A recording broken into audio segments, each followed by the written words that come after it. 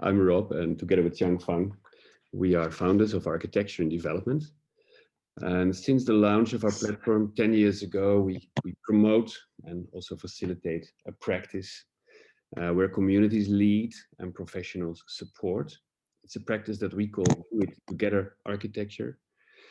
For this, we organize a global challenge event, and here we bring the groups together in this Do It Together practice. We have very special attention for the process, and we believe that video is a very important means to not only present the project, but also to engage others in the process. Yeah. Yep. Yeah, so today we invited Gunraagh and Ipsita. They are the driving force behind the project Better Bhalswa. Better Bhalswa is also one of the shortlisted projects of our global challenge. We were very intrigued by the video they made, and the video was part of this TEDx event, right? You can explain a little bit more, and just very short intro about Better Bhalswa from our side. I think you can introduce better, but Better Bhalswa it's a research and design initiative in Delhi's Bhalswa landfill and its surrounding informal settlements.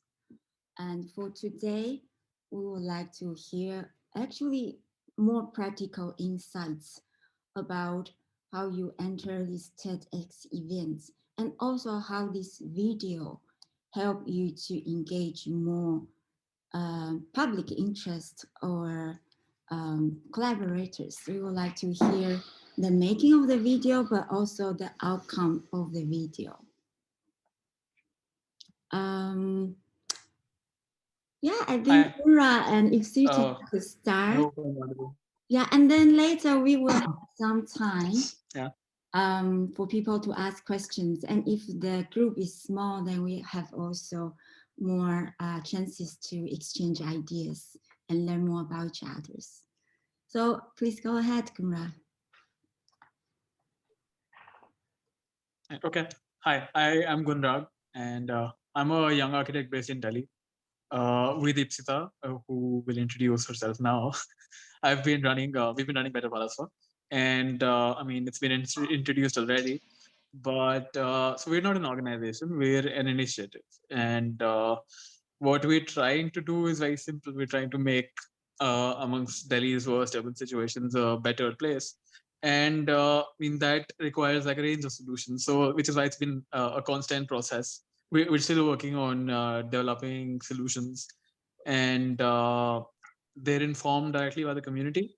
But then they're also informed by, depending on the lens we take to identify the problem, say urban planning, and then there's also, I've already spoken of community-centric architecture, which is what we brought to the table for architecture and development. Then there's, as I mentioned, urban planning, and then there's also waste management, citywide waste management. That is also a concern. Ipsita, would you like to introduce yourself? Hi everybody, I am Ipsita and I am a final year student of architecture. So I'm just finishing off my last semester and we've been working on Better Bhalswa for the last almost 2 years now, 1.5 years, more than 1.5 years. Yeah. Yeah, and it's been a year and a half. It's crazy. We did not even realize that. Yes. So it started off as a student competition, and while the TEDx becomes like something that is easily recognizable, we've always built videos to try to convey what we've been trying to do. So we started out with a student competition called Observation and Action Network, and this is the first COVID wave. This is in June, July 2020. So that's when the first COVID wave has struck.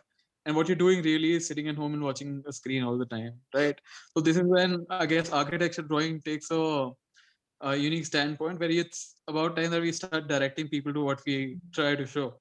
So videos here become an amazing tool because you can not only curate the experience of what your viewers should and try to understand, but also give out interesting takes on what it should be.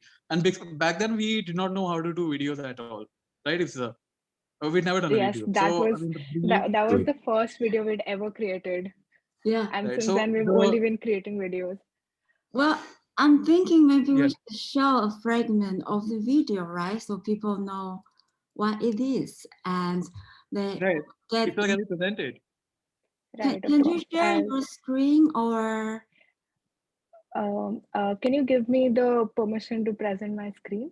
Yes, I know your video is almost 4 minutes, so maybe we should just watch like 2 minutes as a teaser, and then we will share the link with Right. So you know, with people, and also in the when we have the video uploaded to YouTube, we can share the link again, so more people will see it.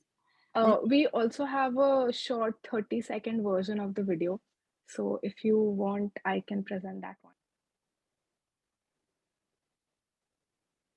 again, that's like all the content that we've created so far. I want to add something right now. Actually, all the presentation materials of your project are really great. So that's I mean, they're largely Ipsita. She's an amazing illustrator. And so you can see it's so great to collaborate, multidisciplinary collaboration.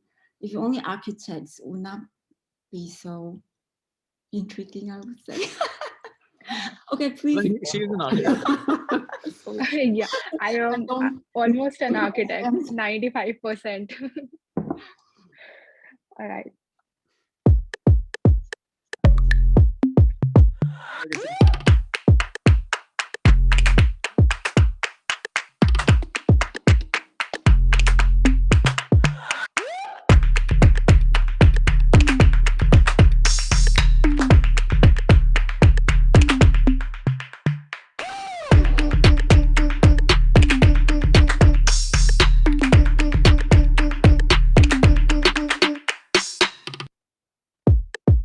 I hope that was visible and audible. Yeah, we could definitely hear it. Yeah. So I mean, this was perhaps the latest iteration to video that we've built, and we built it around the premise that not too many people would want to go through 4 minutes of TED Talk, right? And I mean, lately we've been observing attention spans gradually decreasing. They've been decreasing so fast we just don't know. So a 4-minute video, we don't really expect too many people to watch unless they are completely interested in it. So, which is why I've been working around the 30-second format, because that's something anybody can go through while in the passing, right? So Instagram Reels, maybe even YouTube Short, right? So it's very difficult to condense all the material that we build. Yeah. Continue. So yeah, I just like wanted to add that we call this as a trailer to the video. So whoever gets interested in this short 30-second clip can then go to the further video and watch the entire span of it. Yeah. So well, actually, we are already talking about the production of your video. Let's continue a little bit, but afterwards, we also want to hear the outcome. I mean, the results of your video. So so far, video is a very powerful communication medium, but it's not very much used, especially in grassroots projects. And for commercial practice, they very often use video to present their final results, right? When building is realized. That's fantastic. Okay, you have budget. But for grassroots practice, you're already struggling with funding and budget. So the only way to do it is to do it yourself. And that's why you do it yourself. So maybe tell us more about how much time you spend, I mean, in general, on producing a video, and how much resources you need to make it happen. Right. I was saying that it doesn't take much to make a video at all. With applications and your phone, you can actually build a decent enough video that will suffice most content. With the TEDx, however, I mean, we wanted to make it a little more professional. So, and we didn't have any budget. So what we did was, I mean, the first part and the major part of the process was actually the script writing. And that took a while. So, I mean, I think the most time we could give was given out to the script. So there's writing and there's iteration. Once I was done, I mean, we got 1 day of shooting, which is about an hour and a half of shooting. So, I mean, I got a friend interested, and I mean, Karthike, if he sees it, I mean, this one's for you. So, Karthike Jain lives close by. He's a friend, and then we were working on another project. So, I mean, he was interested. So, what we did was one Sunday afternoon, we just went to a friend's terrace. I mean, put up a setup and filmed it, and that was 1 day. And then began the editing. So, I mean, we're actually not good when it comes to editing. It's something that we'd not tried uh, any any time earlier. And I mean, editing is hard, and it should ideally take more time. Then when we put it together, we noticed that the footage, when you look at the live footage, is not blending well together. So one Sunday night, I called Ipsita saying that, I mean, this is how it is, and the video is really not blending in together, and we really don't have time to shoot again. So that's when the animations came into the picture, the illustrations and the animations, and she'll tell you about them because that's what she does. Right. So what we did for the animations was basically break down the video in like a certain number of parts, so 5-6 parts, and then we divided those parts by the content that was there, and the message that was trying to give out. And then the most important bits and pieces of information was what went into the animation, because I mean it, I won't say they are like very professionally done animations, but it did take me a lot of time to work on each of them.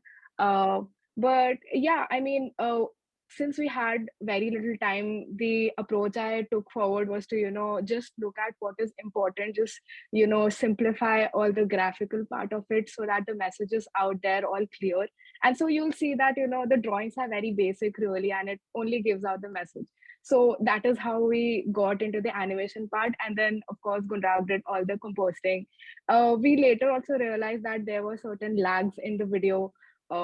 So certain places, the audio and the animation did not sync, and then we had to work on that again. So it's a back and forth process that you keep doing till till the deadline actually, because I don't think there's any point where you can be satisfied with it 100%. But then, so storytelling isn't really about how proficient you are with the tool. And Right. so for the compositing part, I use something called DaVinci Resolve. It's an open source software, free to use. So I mean, no licensing issues, nothing that you need to spend money on. Just that I mean, you've got to be intuitive. You've got to get a lot of tutorials and just keep doing. And I mean, herein we're not fantastic storytellers, I would say. As I mean, this video is going, there has been like a break in flow, but I mean, we do our best to try to get our idea across, and that's what it was about. So in production, I guess it took us a week, and not a dedicated week. We did not, I mean, cease to work. We were working, and then we were doing this at night or whenever. And I mean, we got it done. I guess. I mean, a deadline really helps. Yeah. Right.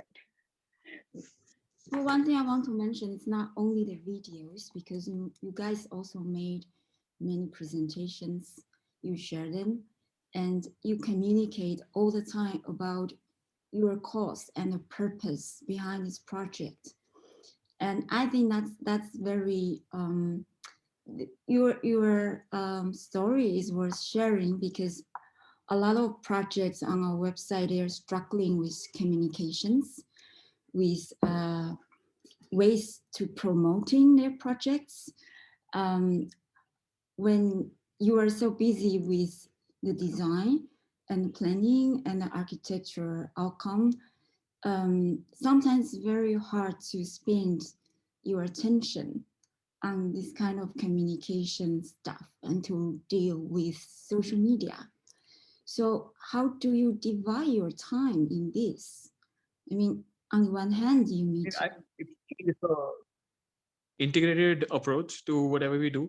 So, I mean, the design can also change later, even if what we're putting in the video isn't the final outcome, even if it's something that is bound to change. I mean, it's a good idea to show your process through whatever you're doing. So, when it came to, let's say, the architecture and development global challenge entries, where we pitched the ideas of a few small scale urban acupuncture interventions, I mean, if you could like show the GIFs, well, I think those were great when it came to conveying the message in half a minute or so. Are you there? Sure. Yeah. Yes, I will just share. But you made something. no, it's okay. screen sharing. Actually, I want to say something that you made a decision to use these media to reach more people with your projects, and that's also a choice to build a little bit less. So you have to divide your time, and you made that choice. And I'm also curious: does your project profit a lot of these choices? To make these movies, to use social media a lot, so to get more attention, to get a bigger audience. Right. So what you just saw, I mean, was our simple idea where we wanted to, figure out a placemaking solution for an area which has a healthcare center and a public toilet. Then it's laden with waste to an extent where it's hardly used. And herein, what you see is actually a time lapse. It's just how we were thinking, what we were thinking brought to the table. So herein, we did not actually spend too much time apart from designing. What Ipsita is doing at the moment is she's also designing things while she is drawing, right? So sharing that hardly takes any time. And as an organization that isn't really, as an initiative that isn't really backed by any kind of fund, I think this is a great way to share the idea across to get people interested. And once people are interested, we can see if they want to collaborate to the project, support it, let's say monetarily or not, or even volunteer to the cause. You can say it's a sort of open source design. You share your ideas or the development of the designs with an audience that is interested or not.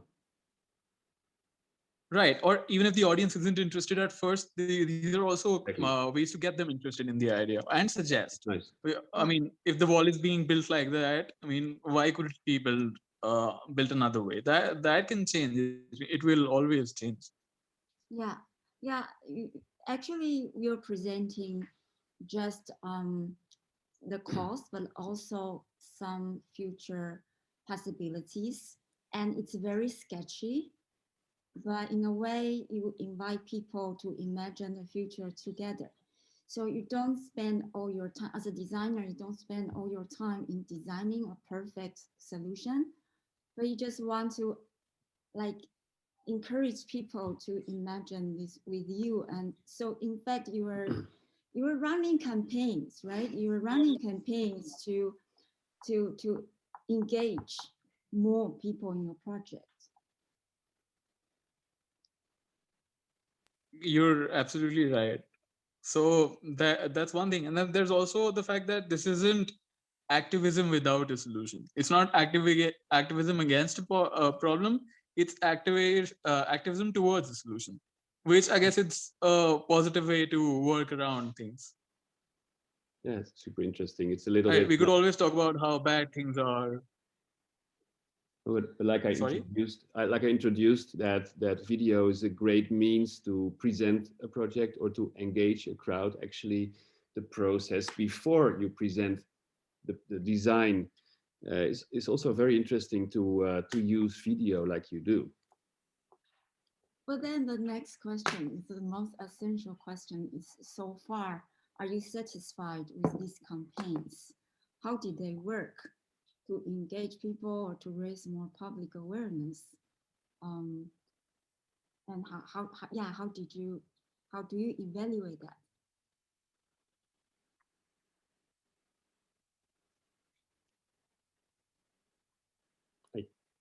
Did you hear us? Ipsita, would you like to take that? Yes, sure. So I mean, we've been trying to, raise awareness through our social media primarily, and it's sort of a learning curve there as well, because there are some videos, some content that we put out which does really well, some of it does not, and of course it needs a lot of social media management skills as well, which we're sort of trying to learn through this process, and I can say we're a little better at it right now. So some videos of course have done really well, and when we see not just the statistics but also the feedback we've got from people that I never knew what you used to work on. And so this especially about the TEDx video, I had showed it to a friend of mine, and he had said that, oh, like, I never really engaged with all these posts that you keep on sharing, though they are visually appealing, but somehow I hadn't engaged. And this video sort of gives me a very clear picture of what you're about and what you want to do. So that way we feel that this has the potential to go places. And of course video as a tool is also powerful because it holds down attention spans much more easily than writing or maybe photographs or illustrations can do for a lot of people. No, absolutely agree. It's so much better to to engage an audience in the process, Right. not only the process of building, but also the process of designing, the whole process before. Yes. So all of this is a work in progress. Yeah, Gunraagh, go ahead. Yeah, work in progress is what I What's want. also important to understand that is that, I mean, this is not a typical architectural project. We don't have a client who wants something done, right? We don't have anybody who's interested in doing anything. It's just how it's been. So there it becomes very important to actively engage, because around the project, or let's say the multiple projects we're building, we also have to generate a community around it. Right. So back in July, we, Ipsita and two more people, we worked on a project with WRI India, and herein we spoke of the idea of Sabka Bhalswa, which roughly translates to everyone's Bhalswa, and that's what I mean is actually very important. So I mean, even in the TEDx, there's the point that it's just half a kilo of waste per unit, just half a kilo. That's barely anything. But then, as a city, it becomes a problem that becomes unmanageable, or has so far been unmanageable. So there, I mean, the point of taking individual responsibility is very important. And even at the end of the day, waste management at source is the solution for, I mean, situations like this to not exist anywhere else. I mean, Bhalswa is just a pilot. It's not the only situation. Yeah, but what I want to add actually is that you say it's not a typical architectural project because there are no clients, but I think clients are not a main condition to make it architecture. All what you say makes it really architecture. Right. Skip the client. I mean, we've established the people to be our clients. We're now also working with the landscape, so the client can change. But then, I mean, we went to the client. The client never came to us. No. Yeah, that's why you're doing typical activism project. You started, but you want more people to participate, and together you build a community around it. Can I ask a question? Yeah. Hi, Carly. Sure. Hi, good to chat again. Yeah, I'm curious. You're talking about community engagement, and I'm wondering how it's been since you've been sharing this content with the community around. Like, have you been able to kind of, mobilize, or how do people respond so far? What have you found? I mean, there are two facets to this. I mean, are you talking about the community we're working with responding to the content we create? Or are you talking about the general wider audience responding to what we create? Yeah. I'm talking about the specific community. Like, you're talking about, presenting your ideas and sharing with the people around you. I'm just curious about how the content itself has been strategic you kind of talked about that a little bit, sharing your ideas with the people in that community. And I'm wondering how they've responded so far based on your engagement. More or less, what's the outcome of this strategy? Yeah. Yeah. I know it's always a work in progress and it will continue, but I'm just curious if you've gotten any feedback from people. We've had ongoing discussions on, things as small as material to, the project at whole. So, it really does help us engage. So the day we post and, the day the content is released, we've always had very active interaction. So this one time, however, we released a GIF. And Ipsita will talk about it. The other GIF spoke about how we were working around a landscape. And the problem with the park was that, cows would enter the park and just soil the entire area. So rendering it unable to use. And so we designed accordingly and we released a GIF. Then, Ipsita, would you like to talk? Sure. I'll also show the GIF. Can you just enable screen sharing again?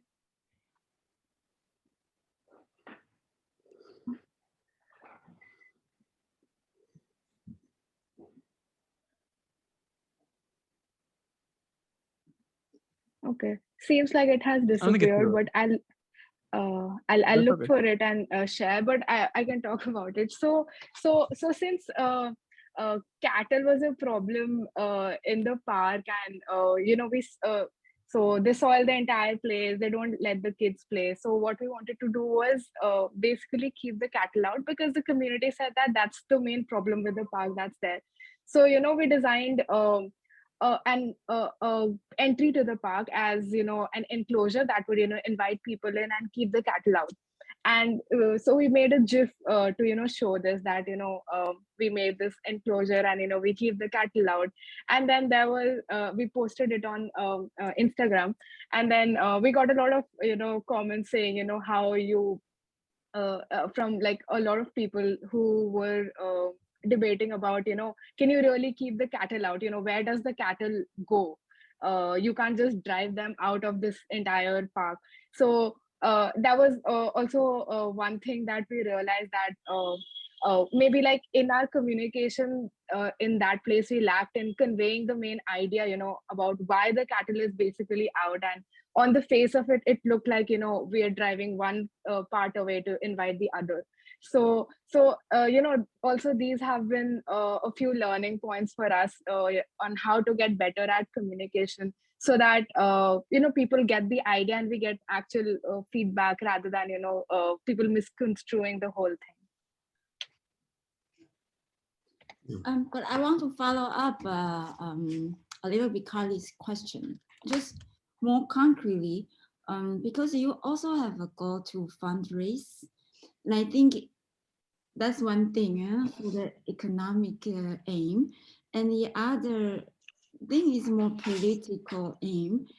Your project will be successful if you also involve more local authorities in the process of developing this area. So in terms of economical and political goal, how much have you achieved with your campaigns so far?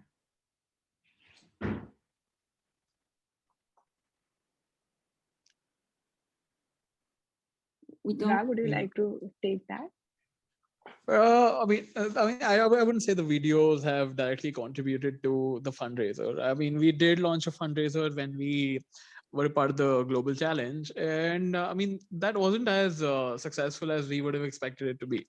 So although there was an introductory video introducing everybody to the project and highlighting why it's very important, but then that campaign wasn't as successful. So now we're working out another counter strategy, which is where we've realized that, as you've correctly mentioned, working with the authorities is one way to go about this. So what we're doing now is that we've realized that one-off small solutions don't really work for the area, because that doesn't really capture the right kind of administrative attention. So what we're doing right now, and Ipsita will tell you better because it's her academic thesis, is that we're trying to create a network of commons around the area to see how they could be worked out as a larger project that could be phased uh, as well as we can. Right. We're just looking at the idea of taking existing and non-existing infrastructure in the area. So not just infrastructure, but also ecological resources. Like, there's a big lake right next to the dump site, which has great potential. And it used to be a wetland ecosystem, but it's in terrible state right now. We're looking at the idea of commons to and the networking of commons to sort of build a network amongst all these resources that are there for the people, and this becomes a part of a larger plan that we plan to take on further and discuss it for the whole region with all the authorities and stakeholders involved, because it becomes very difficult to uh, focus on one particular building, one particular street node, since there are a lot of different authorities involved, and there's a lot of blame shifting that happens, and that's the reason we're looking at a more holistic approach at the moment. Thank you. Should we spend like 10 minutes for more questions from, for example, Zahru, you joined us last time and you joined us again. We are also very curious if you have questions to Gunraagh, to Ipsita, or to anybody. And Hannah joined us for the first time. If you have anything you want to share, experiences, whatever. Now it's just like open talk right now. I would like to invite Zahru first because you joined us last time. If you want to introduce yourself as well.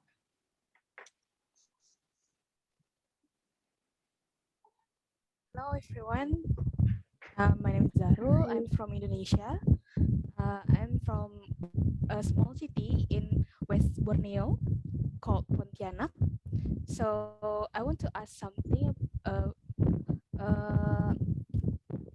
the talk that we have shared before.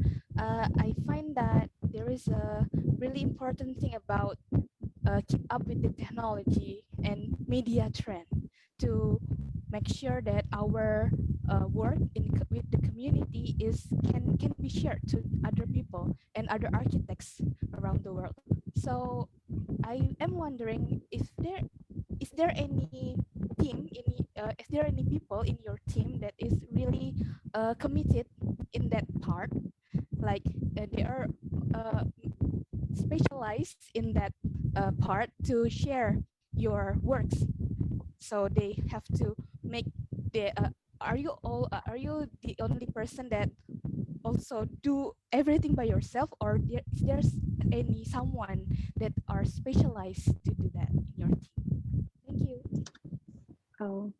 Hi, Sarul. So we at the moment we don't have any social media manager or anybody, and the two of us are the one who are running this whole thing. But of course, we are open to collaborate and in the future hopefully work with people who would help us to engage better with people and put out content that is more effective and reaches a wider audience. I hope that answers your question. It is becoming very important or very needed for most of the community initiatives, especially at a certain moment you need to raise funding, and you can raise funding locally. But if you want to scale up your initiative, very often you need more sponsors or partners beyond your region. And yeah, it demands indeed these days digital marketing. So you need video, but you need social media, you need all this. So it is a highly demanded expertise. Even in most of the projects we publish, we heard this very often. Digital marketing, storytelling, right? Maybe we can use TikTok, Reels, Instagram Reels, everything that we can do that, and we have to use we have to know the trends, because many people wants to look really likes to look at the TikTok and the Reels because it's short, and many people likes to show to see it because it's short and not boring. Yeah, Right. So, Mm, of course, the reels and trends are something that get a lot of reach and also hold people's attention. So we've not really like indulged into trends as of now, since we find it a little difficult to relate it with the project. But we've been working with reels, whenever we put out videos. So that's the format we go now for nowadays. well, talking about media trends, and actually here we have somebody with more expertise, and that's Hannah. So, well, That's a nice bridge. yeah. Yeah, very good one. I have to invite Hannah because Hannah is part of the Art Daily network.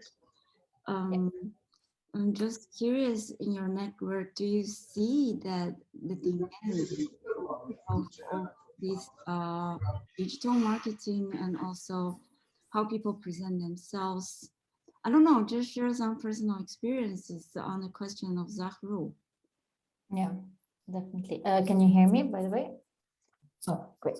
So first of all, I just want to say that it's a great work that you guys are doing, especially coming from a personal initiative that's and giving it your own time and your own and learning through it. That's already something that's really good, and it's something that I personally identify with. Everybody on my team usually identifies with it as well, because believe it or not, most people are shocked, but we're a very small team, and also we don't really broaden up and get experts and so on for that. So yeah, what was the question actually? Mainly regarding, you were talking about media and Prince. yeah. I think for grassroots projects, Yeah, really keep up with marketing trends and also to appeal to more potential collaborators. yeah, it's pretty difficult actually, because as you know, for us, we're trying to appeal to a global market. So there's definitely nothing in common between, let's say, European market versus an Indian market versus so on and so forth, while trying also to maintain a little bit of consistency within the brand. So this is something that we've been working a lot on, and so on. But we also do a lot of effort, and that's actually one of the questions I want to ask you before when we were talking about the response to the video. We do a lot of tracking of the audiences. So for example, for you guys, I wanted to ask you if you've noticed a particular response from a specific community, from a specific type of person, whether they're architects, non-architects, whether it was from the community itself, from developers. So I think I wanted to ask you if you noticed some kind of pattern there, actually. To Gunraagh and Ipsita. Our audience is largely, our audience has, since we started out with an architecture competition and have been going from another. So, I mean, it started out as largely architecture students. And now we're looking at architects, but then we're also looking at development practitioners joining, exploring our content. So that's been one thing. It's very hard to mobilize general media, general people towards the cause. But then that's the proponent that has the most numbers. So, I mean, when the rule said that we should try out trends, I guess that it makes sense if that was our objective. But you also collect data, for example, and you base your steps, your strategy on this data. Where do you respond from? It's not been as data driven as we'd like it to be. It's largely, just showcasing what we've been up to and how we've been proceeding with the project. So that's how it's been so far. Right. So we would like to have a lot more. No, you go on. No, I was just saying that we would like to have a lot more strategy into this, so that whatever we put out just goes a lot more wider. But at the moment, we don't really have the resources and the time, a lot of time to invest into this particular field. But in the future, hopefully. Yeah, this is a great moment for you to experiment a little bit what works. And at a certain moment, there will be a moment that you can use more data and you can more specifically target certain groups for your project. Is there any particular audience that you're thinking of targeting specifically for funding or finding that like financial support? Because I know like there are different avenues and ways to attract different audiences. Like you might use like LinkedIn or certain platforms or websites, or like, you know, directing people to your own website. Like, do you use any specific methods to attract donations rather than just general awareness? Good question. I deal with this a lot. So it's like a question from my own mind. I think Gunraagh and Ipsita had a kind of coach session today.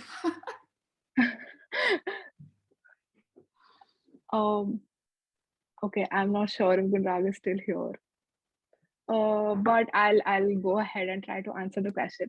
So for our fundraising campaigns, it has been a very sporadic, attempt at trying to put it out to people. So, when the Architecture and Development Challenge came about, that was like one time we were really out and about our fundraising. And there have been a couple of times more. But then the approach we tried to take through that was, of course, one of them was LinkedIn, and sort of just briefly describe the project, put a video or a photograph or something, and then direct people towards the link.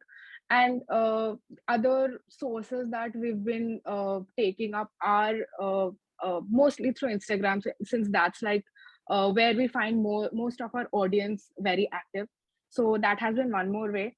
And then we've also been reaching out via email to a lot of people, potential funders, potential collaborators as well. Also people who could sort of mentor our project, guide us in the right direction.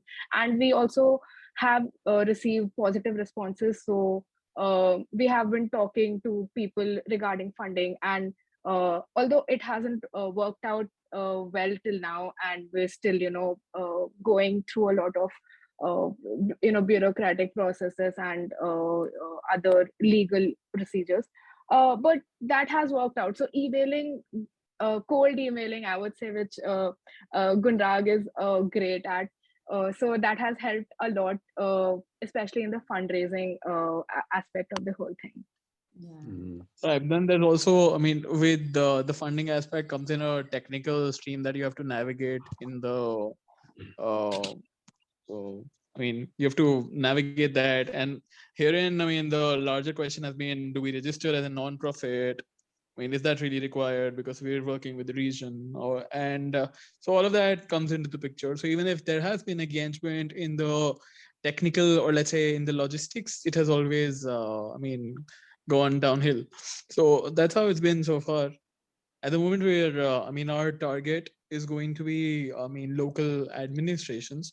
And here in social media has little role to play. If social media has a role to play, Twitter is perhaps the channel to work with, because that's where, that's where these guys operate. So that's been what right. That's the strategy for the next few months, at least. Yeah, I can imagine your focus is very much local, especially for a young organization in India. That's also, that's what you can do. Probably you're not allowed to fundraise further than India, I guess. Maybe when you're bigger, when you're scaling up, you have much more opportunities. And right. So research grants become active opportunities for us to work with. Research grants and fellowships have been like a consistent way to carry forward the initiatives. It's really, it has, I think it has a lot of potential, this kind of Yeah. open source design. That's great that you're targeting people specifically and like writing cold emails and being very direct in this stage too, because what I've found is that when you're building specific relationships with like specific people, that can grow into like a donor relationship, and like sometimes it's a lot more effective than just blasting out to social media. When you do that in addition to targeting specific relationships and things that could grow, that there's a lot of potential in, then that's a great combination. So good job. Thanks, Riley. Great. I'm sure about fundraising is also a very, very interesting subject among our community. Yeah, actually we're being interrupted and time is also up. I hope you all had a chance to ask the questions you want. And if not, of course, you can always ask us via other channels. Really want to thank you, Gunraagh and Ipsita, but also everybody who's here. See, somebody. Well, it was really, really inspiring. Our audience has increased, which is good.